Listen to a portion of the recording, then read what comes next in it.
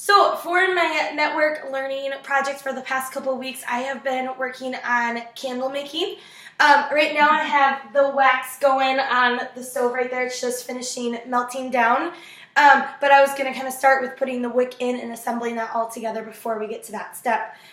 So one thing that over the course of making multiple candles that I have learned from one of the sources, from one of the Reddits that I read, I was having trouble getting the wick to stay in the center of the candle. And there was a lot of different ways that they talked about, but one simple way and thing that most people have around their house is tape. So one person suggested just putting a little tape at the bottom of the wick, and then you can just kind of stick that right down in the center, like that. And then that wick stays right at the center of the candle and it won't move around when the wax goes to pour in. After the wick is all set, then I'm going to go ahead and grab the wax and start pouring it in. I do have my roommate here just to hold the candle. Sometimes it's a little difficult to pour it in, so she's just going to hold that. But you just kind of hold the wick up so it doesn't fall down and just start pouring the wax. And then once the wax is all in like that, the wick you kind of just hold up. And then I have been working also with making sure that when we do burn them that they do give off a good enough scent. The first couple I was having issues with. So I've been experimenting with a couple different essential oils. Today I'm just making a lavender candle, sorry. And to measure it out beforehand, I just put it in a little jar like this just to measure out about how much I need. And I usually need about a couple tablespoons.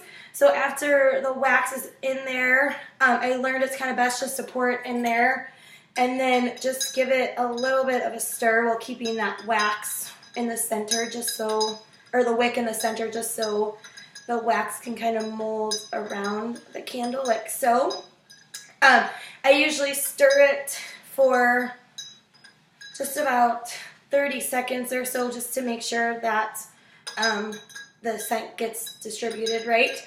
The first candle I made, you couldn't smell anything that I put in it, and I only used probably about 5 drops of the essential oil. But I did watch a YouTube video that was like a do it at home candle making with scents.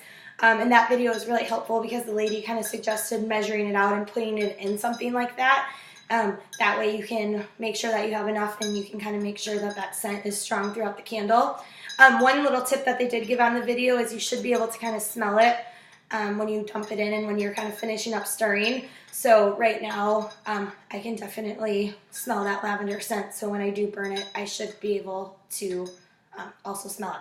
So now it's just a matter of time, and it probably has about couple hours to dry and harden, and then it'll be all set to burn. So the wick just kind of drips across the top like that.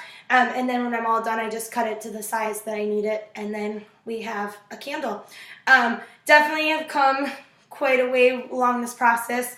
The first candle didn't really have a scent. The second candle, I couldn't get the wick to kind of stand up straight. So it's definitely been a learning experience, and I think I will definitely kind of continue to make more candles. It's very easy and inexpensive, and then you can kind of choose what kind of scents. You can combine some scents together.